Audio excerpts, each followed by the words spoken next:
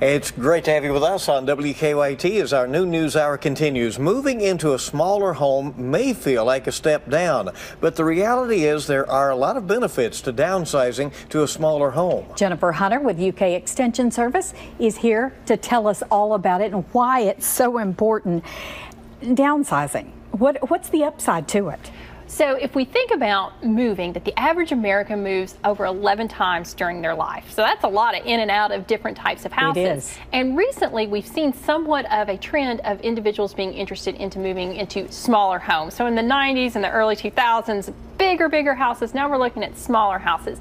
And a lot of that is due to maintenance, that it costs less to operate the house, less to heat and cool the house. It doesn't take as long to clean the house. So there's some definite advantages to being in a smaller home. Property taxes are less, insurance is most likely less. So from a financial standpoint, it can be very beneficial to live in a smaller house. All right, but I would think the challenge is sentimental. I mean, you have your lifetime of belongings, all of your memories and so forth.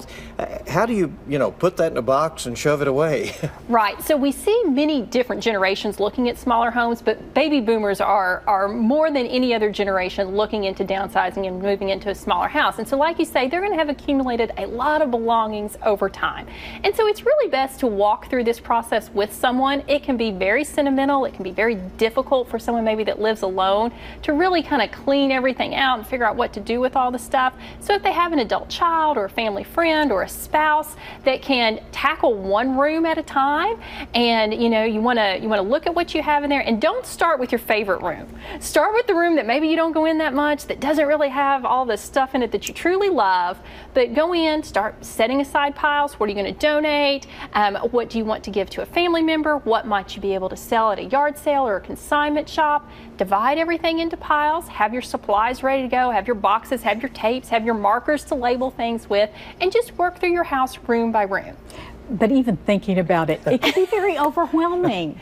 It can be very overwhelming. And that's one thing that we do want people to think ahead about, the potential of downsizing, that especially when we're talking about older adults, that we don't want to downsize by force, because that can be very difficult on the person that is downsizing as well as the other family members. So if we see the potential in the future may need to be to live in a smaller, if that's an apartment or a townhome or whatever it may be, start this process early. And one thing, as I've traveled around the state and talked to folks about downsizing that people often say is helpful, is maybe just putting a note on the back of something that's really important to you. And so as you give it to a grandchild, they've got grandma's handwritten note on there of why this was such a special family heirloom. Good idea. And go ahead and give those things away now and get to see that person enjoy receiving the item and using the item. That's a nice touch. Very good. Thank you as always. Really appreciate it. Thank y'all. Good advice. Thank you.